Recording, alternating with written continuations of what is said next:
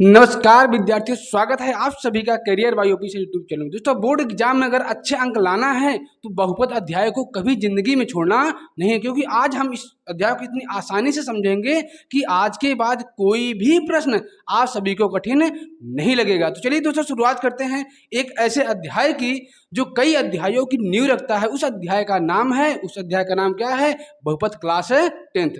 इसमें क्या क्या चीजें बेसिक जरूरी होता है, क्या छोटी छोटी बातों को ध्यान रखना होता है, उन सभी छोटी बड़ी बातों को मैं आप सभी को बताने जा रहा हूं कि बहुपद चैप्टर पढ़ने के लिए क्या क्या चीजें आपको बेसिक चीजें आना चाहिए। तो सबसे पहले मैं आपको बता दूं कि जो आपका बहुपद चैप्टर है क्लास 10th का, इसमें जो इंपॉर्टेंट टॉपिक है, जो बेसिक इंपॉर्टेंट टॉपिक है, वो क्या है, ध्यान दीजिएगा। इसमें सबसे पहले मैं आपको बताऊंगा कि चर क्या होता है, चर किसे कहते हैं, क्योंकि अगर आपको बहुपद चैप्टर बेहतरीन तरीके से समझना है ना, तो आप सभी को इन सभी बेसिक पार्ट को जानना बहुत जरूरी है। दोस्तों, उम्मीद करते हैं आप सब बढ़िया होंगे, लाजवाब होंगे और आप सबकी पढ़ाई भी बेहतरीन तरीके से चल रहे हो। चलिए दोस्तों, शुरुआत करते हैं चर और अचर। देखो, इसमें क्या होगा, सबसे पहले हम आपको बताएंगे कि चर क्या होता है, चर किसे कहते हैं, आखिर ये होता क्या है, ये कैसी बला है। उसके बाद मैं आपको बताऊंगा कि अचर क्या होता है। अगर आपको चर और अचर समझ में आ गया ना, इसके बाद जो बहुपद का मोस्ट इंपॉर्टेंट टॉपिक है, क्या है, इंपॉर्टेंट सभी हैं, मगर बहुपद के लिए जो बहुपद की परिभाषा में सबसे पहला शब्द आता है वो क्या है, बीजीय व्यंजक। बीजीय व्यंजक कहते किसे हैं? अगर बीजीय व्यंजक, अगर आपको बीजीय व्यंजक समझ में आ गया ना, तो बीजीय व्यंजक पर ही आधारित होता है आपका बहुपद की परिभाषा। बहुपद की परिभाषा ही शुरू होता है कि ऐसा बीजीय व्यंजक। बीजीय व्यंजक क्या है? जब आप चर और अचर को बेहतरीन तरीके से पढ़ लेंगे ना, तो आपको ये बहुपद की परिभाषा और बीजीय व्यंजक सब कुछ आपको समझ में आ जाएगा। दोस्तों, तो लास्ट तक जुड़े रहिएगा। मैं लास्ट में ना एक ऐसा तरीका बताऊंगा कि आपको ये इन सभी की परिभाषा, इन ये सब क्या होते हैं, बेहतरीन तरीके से समझ में आ जाएगा। अगर अगर आपको बेहतरीन तरीके से समझना है तो लास्ट तक जुड़े रहना होगा। उसके बाद घात क्या होता है, घात के बाद आपसे पूछा जाएगा गुणांक। गुणांक क्या होता है, आपसे गुणांक से संबंधित भी क्वेश्चन आता है, क्योंकि शून्यकों और गुणांकों के बीच जो संबंध होता है ना, यहीं से पूछा जाता है। उसके बाद बहुपद कितने पद होते हैं, इन सभी के बारे में हम चर्चा करेंगे। उसके बाद शून्यक क्या होता है। शून्य का मतलब होता है कि जो भी x का मान होता है वही क्या होता है, शून्यक होता है। जैसे उसके बाद जो मोस्ट इंपॉर्टेंट टॉपिक है वो क्या है, अगला टॉपिक है जो कि बोर्ड एग्जाम में 101% यानी कि 101% आपके बोर्ड एग्जाम में पूछा जाता है यहाँ से क्वेश्चन। तो वो क्या है, शून्यक एवं गुणांकों के बीच में संबंध, जो कि आपका 4 नंबर का क्वेश्चन पूछा जाता है। तो इसको भी मैं एकदम आसान और सरल भाषा में समझाने का प्रयास करूंगा। वो 101% आपको समझ में आएगा, मगर कब, जब आप लास्ट तक जुड़े रहेंगे तब तक, ठीक। उसके बाद शून्य का ग्राफ में संबंध क्या होता है, शून्य का ग्राफ में संबंध क्या होता है, हम इस पर भी बात करेंगे, इस पर भी चर्चा करेंगे। और सबसे ज़्यादा प्रश्न रहता है, सर जी इसमें बोर्ड एग्जाम में क्वेश्चन किस प्रकार से पूछा गया है, कितने क्वेश्चन पूछे गए, किस टाइप के क्वेश्चन पूछे गए, तो उन सभी प्रश्नों पर हम चर्चा करेंगे। तो किस प्रकार से प्रश्न पूछे गए हैं, कैसा प्रश्न पूछा जाता है, कहाँ से ज़्यादा प्रश्न बहुपद चैप्टर से आता है, उन सभी के बारे में हम चर्चा करने वाले हैं। चलिए दोस्तों, शुरुआत करते हैं। सबसे बेसिक पार्ट, उस पार्ट का नाम क्या है, चर। तो आप लोग पेन और कॉपी लेकर जरूर नोट करिएगा, क्योंकि यहाँ से जो नोट करेगा वही मैथ में आगे बढ़ेगा। जो नोट नहीं करेगा, जो ध्यान नहीं देगा, वो समझ लीजिए पीछे होने वाला है। दोस्तों, चर क्या है, आइए समझते हैं चर क्या है। आप लोगों ने पढ़ा होगा इंग्लिश में ABCD, ए से लेकर के जेड तक। जो आपने ए से लेकर के जेड तक पढ़ा ना, वही क्या है, वही तो चर है भाई, वही चर है। क्या आपने पढ़ा ना, A B, आपने पढ़ा C, ये क्या होता है, कहाँ से कहाँ तक, XYZ तक। तो यही तो आपका चर है। सर जी इसकी परिभाषा क्या होगी, बिल्कुल मैं परिभाषा भी बताने वाला हूँ, बस आप ध्यान से जरूर देखिएगा, ठीक है। तो जो आपका ABCD होता है ना, XYZ होता है, वो सब चीज़ें A to Z आपका क्या होता है, वही चर होता है, ठीक। अब इसकी परिभाषा की बात किया जाए, अगर परिभाषा की बात करें कि ऐसी राशि, क्या, ऐसी राशि जिसका मान, क्या हमने क्या बताया कि ऐसी राशि जिसका मान, जिसका वैल्यू, जिसका मान हमेशा क्या होता है, हमेशा बदलता रहता है। क्या रहता है, बदलता रहता है। उसी को उसी को क्या कहते हैं? उसी को भैया हम क्या कह देते हैं? उसी को हम चर कहते हैं। कैसा? जो आपका ए हो गया, बी हो गया, सी हो गया, यहाँ से लेकर एक्स वाई जेड, ये सब क्या है? चर हैं। इसी को हम क्या कहते हैं? चर कहते हैं। ठीक है दोस्तों, उम्मीद करते हैं आपको चर बेहतरीन तरीके से समझ में आया होगा। अब चलिए शुरुआत करते हैं। सर चर तो हमने पढ़ लिया, ये अचर क्या भला है? भला कुछ नहीं है, बहुत भला करने वाला है। क्या है वो? आपका अचर है। अचर देखिएगा, अचर क्या होता है? अचर जिसको अंग्रेजी में कहा जाता है कांस्टेंट। क्या कहते हैं? कांस्टेंट कहा जाता है, जो निश्चित होता है, जो कभी बदलता ही नहीं है। जैसे 5 है ना, 5 चाहे अपने भारत में हो या किसी भी राज्य में हो, किसी विदेश में हो, 5 को ऐसे ही लिखा जाएगा, इसमें कोई परिवर्तन नहीं होगा। यही हमारा क्या है? ये क्या है? अचर। अब इसमें देखिए एक अक्षर आ रहा है, क्या? अ। तो आप आज के बाद इस अ का मतलब क्या समझोगे? इस अ का मतलब केवल ही समझना, अंक।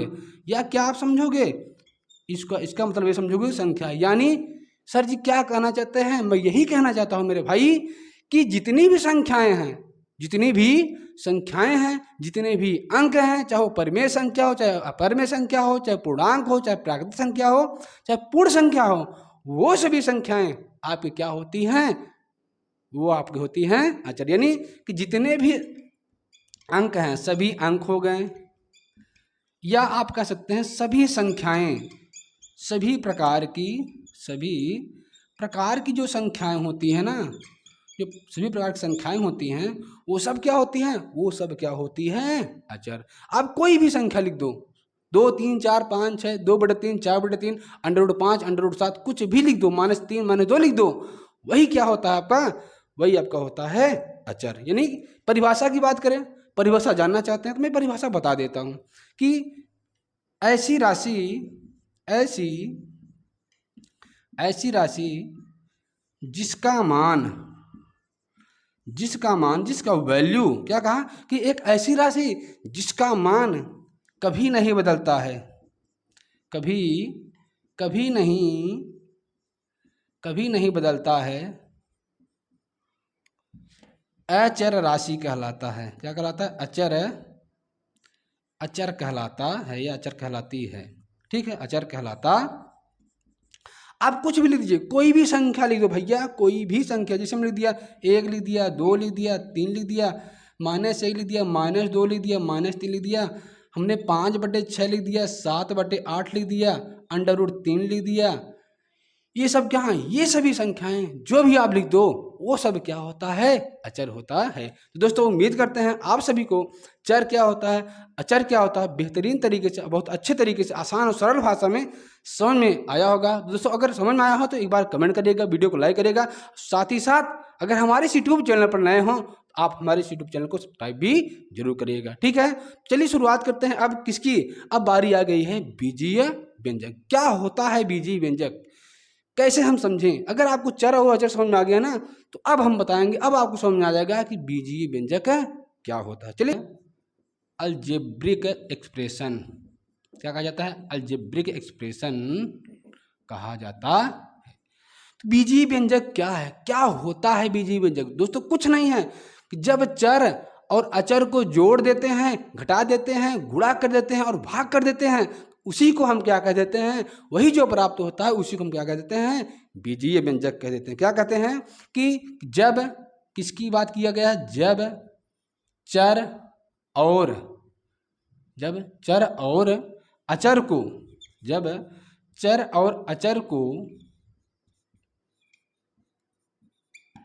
जोड़ते हैं, क्या करते हैं? जोड़ते हैं यानी प्लस करते हैं, घटाते हैं, क्या करते हैं? घटाते हैं यानी कि माइनस करते हैं, जोड़ते हैं, घटाते हैं, गुणा करते हैं, क्या कर देते हैं? गुणा, ये है गुणा। या भाग करते हैं, क्या कर देते हैं? भाग कर देते हैं, करते हैं। तो जोड़, घटाना, गुणा, भाग करने के बाद जो भी चीजें, तो जो भी व्यंजक प्राप्त होता है, जो भी व्यंजक प्राप्त होता है या मिलता है, प्राप्त होता है या मिलता है, उसी को भैया उसी को हम क्या कह देते हैं लास्ट में? सर जी उसी को तो हम क्या कह देते हैं? उसी को हम बीजीय व्यंजक कह देते हैं। क्या कहते हैं?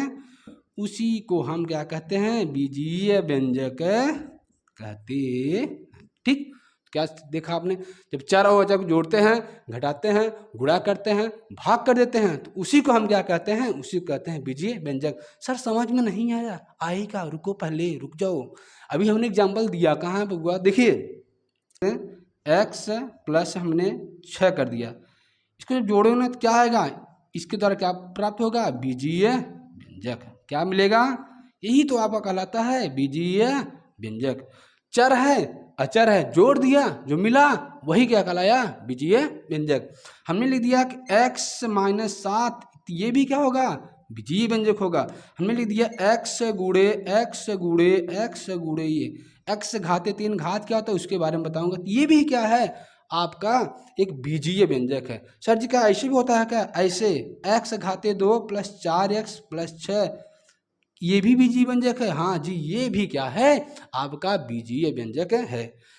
और देखिए जैसे हमने लिख दिया x घाते -2 plus 4x plus 6 plus 7, ये भी क्या है? ये भी आपका बीजीय व्यंजक। सर यहाँ घात माइनस है, यहाँ घात से कोई मतलब नहीं, घात बटे बटे रूट में कुछ भी हो सकता है, लेकिन चर और अचर को जोड़ना रहना चाहिए, घटाया रहना चाहिए और गुणा रहना चाहिए, वही क्या होता है? आपका बीजीय व्यंजक होता है।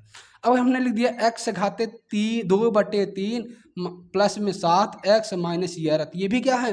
ये भी आपका बीजीय व्यंजक है। ये भी क्या है? ये भी आपका क्या है? बीजीय व्यंजक है। क्या है?